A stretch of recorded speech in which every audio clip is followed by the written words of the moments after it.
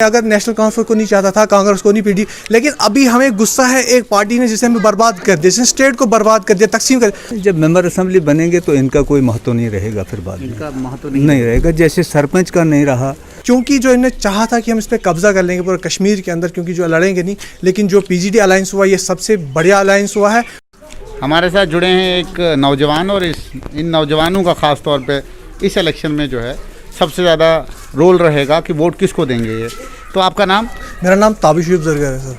ताबिश जी, क्या लगता है कि डीडीसी चुनाव में किस मुद्दे को लेके आप वोट करेंगे, और क्या गुपकार अलायंस जो हुआ है, ख़ास तौर पे आप शायद न्यूज़ अगर देखते होंगे, तो क्या उस गुपकार अलायंस से कोई होप आपको है कि भाई इस बार जो आपका उम्मीदवार है वो कहीं ना कहीं आपका काम करेगा? सर सबसे पहले तो मैं आपको कहूँगा, जो डीडीसी चुनाव से पहले तो हमारा बाइकाट चल रहा था यहाँ पे रीजनल पार्टी का, लेकिन जब इन्हें डीडीसी चुनाव लाए, जो गेम सेंटर ने खेली, लेकिन सेंटर को ये नहीं लग रहा था कि जो पीजीडी अलायंस होगा, नेशनल कॉन्फ्रेंस, कांग्रेस, पीडीपी साथ में आएगी और वो चुनाव लड़ेंगे। सबसे बढ़िया जब इनने फैसला किया हम चुनाव लड़ेंगे, उसके बाद आप आज नेशनल टीवी टेलीविजन देख रहे हैं, बीजेपी के बयान देख रहे हैं, अमित शाह का ट्वीट देख रहे हैं कि गुपकार गैंग, वो इसलिए क्योंकि जो इन्हें डिलिमिटेशन की थी, जो इनको लग रहा था कि जो अब जो बाकी पार्टी चुनाव लड़ेंगे नहीं और ये जो है आराम से कब्जा कर लेंगे हर सीट पे, चाहे कश्मीर में है, जम्मू में है, और इस हिसाब से अपने एक जो पूरा जो स्ट्रक्चर है वो चेंज करेंगे, लेकिन वो हुआ नहीं। क्योंकि जो पीजीडी अलायंस हुआ, कहीं ना कहीं लोगों के अंदर गुस्सा है, जो आर्टिकल 370 टूटा है। हम जैसे नौजवान जो है, जो हमको इन्होंने बेरोजगार कर दिया है। पहले जो 1000 पोस्टें निकली थी तो हम ही भरते थे, चाहे हिंदू लगता था, मुसलमान लगता था, हर अपना ही बंदा जम्मू। लेकिन अब क्या इन्हें किया है, जो इन्हें आर्टिकल ख़त्म कर, अब बाहर के यहाँ पे 900 नौजवान लगते हैं, 100 मुश्किल से 100 यहाँ पे हमारे बंदे लगेंगे, और उसके बाद आप देख रहे हैं हमारी पोस्टें नहीं कर रही है, कुछ नहीं कर, क्योंकि जो इन्हें चाहा था कि हम इस पर कब्जा कर लेंगे पूरे कश्मीर के अंदर, क्योंकि जो लड़ेंगे नहीं, लेकिन जो पीजीडी अलायंस हुआ ये सबसे बढ़िया अलायंस हुआ है। और कहीं ना कहीं आप देखेंगे जब 28 दिसंबर को रिजल्ट आएगा डीडीसी चुनाव का, आप पूरा देखेंगे कि किस तरह से जो है इनके अंदर जो इनकी गेम पूरी चेंज होगी और ख़त्म हो गई। 60 साल पहले भी आप ही के उम्मीदवार थे जिनने इस खास तौर पे पूरी रियासत के ऊपर जो है हुकूमत की है। क्या तब जो है रोज़गार मिलते थे, रोज़गार के मौके मिलते थे? और अब जब भाजपा आई है, भाजपा ने जब सरकार की पीडीपी के साथ, तब मौके मिले।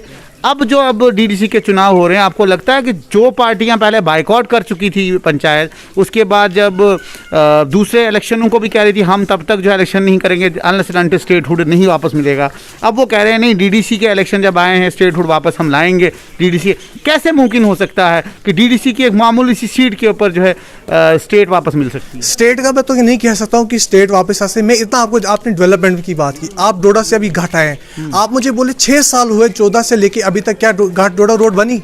3 बार टेंडर हुआ, कोई पूछने वाला नहीं है। डेवलपमेंट की तो बात है, लेकिन हाँ गुस्सा है लोगों के अंदर। मैं आपको क्या कह रहा हूँ कि गुस्सा है लोगों के अंदर। मतलब अगर अभी वो मैं अगर नेशनल कॉन्फ्रेंस को नहीं चाहता था, कांग्रेस को नहीं, पीडी, लेकिन अभी हमें गुस्सा है एक पार्टी ने जिसे हमें बर्बाद कर दिया, जिसने स्टेट को बर्बाद कर दिया, तकसीम कर। आपने डिलिमिटेशन देखी, यहाँ के वोट वहाँ डाल दिए, वहाँ के तफरीक उन्हें बचा दिए।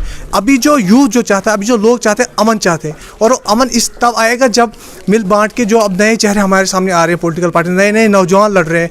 और आपने देखा होगा कि कोई मैन पॉलिटिकल पार्टीज का कोई नहीं लड़ रहा है इलेक्शन। उनको पता है कि हमें यहाँ से कुछ बनने वाला है नहीं, सिर्फ वो लोग लड़ रहे हैं, नए लोग आ रहे हैं, और लोगों के अंदर गुस्सा है। मैं आपको बोल रहा हूँ, अब 28 दिसंबर को देखना, जब चुनाव के रिजल्ट आएंगे डीडीसी के, आपको खुद पता चल जाएगा कि कितना मतलब लोगों के अंदर गुस्सा है, और लोगों ने किसको साथ दिया, लोगों ने किसको चुना है।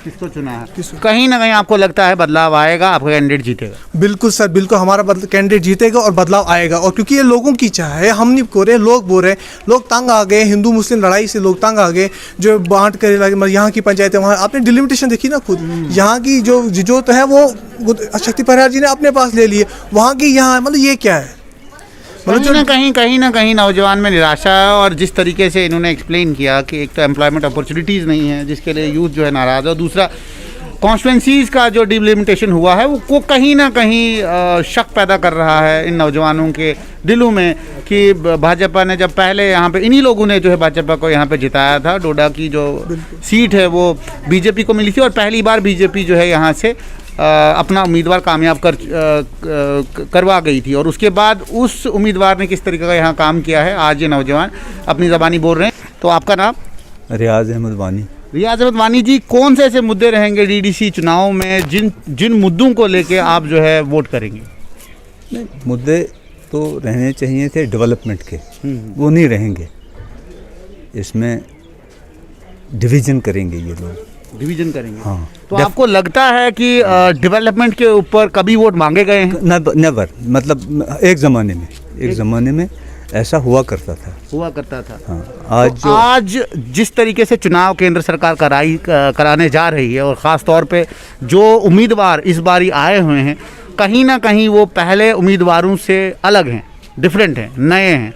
तो आपको लगता है कि अगर आप डेवलपमेंट के नाम पे वोट नहीं देंगे, कहीं ना कहीं पॉलिटिकल लाइंस पे आप वोट देंगे, तो जो उम्मीदवार होगा वो आने वाले वक्त में आपका काम करेगा? उम्मीद तो रखें, उम्मीद तो रखनी चाहिए, उम्मीद पे दुनिया कायम है।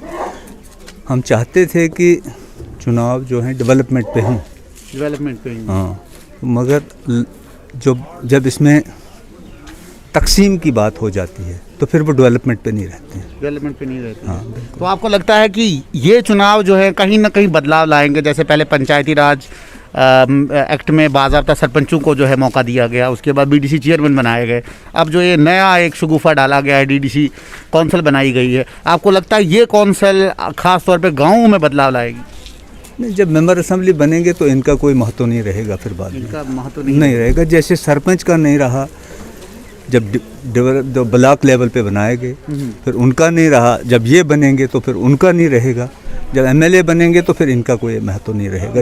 ये हमको लगता है। हाँ। लेकिन अगर जो है केंद्र सरकार ने कोई बदलाव लाया, कैसे जैसे पंचायती राज इंस्टीट्यूशन में पहले पंचायत लेवल के ऊपर पैसा नहीं आया करता था, मनरेगा में, एमजी नरेगा में या 14FC में जो पैसा नहीं आया करता था पहले, अब जो है कहीं ना कहीं पिछले 1-2 सालों में जो है 63 लाख 1 करोड़ जो हमारे पास डेटा है, गट बाज़ाब्ता पंचायत में इतना पैसा आया हुआ है। ठीक है, वो लगा कहाँ वो अलग बात है। लेकिन आपको लगता है डीडीसी चुनाव के बाद जो कौंसिल बनेगी तो जो आपकी रोड है, जो आपकी गलियाँ है, वो कहीं ना कहीं जो है उसमें बदलाव आएगा?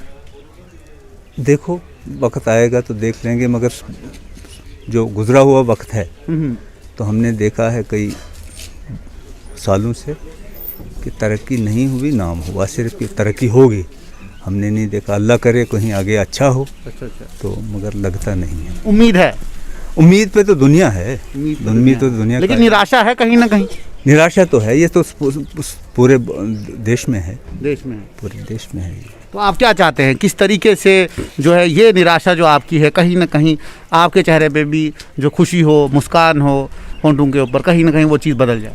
हम चाहते हैं कि जो पढ़े लिखे नौजवान हैं, जो जिनका मुस्तकबिल जो है तारीक नज़र आता है, पहले तो उन्हीं का सोचना चाहिए था हमको कि उनके लिए कहीं रोज़गार मिले। और वो बड़ी देर से नहीं हो रहा है, तो अल्लाह करे उनके लिए पहले जो है रोज़गार के मौके फराहम किए जाएं। वो सबसे बड़ी डेवलपमेंट है।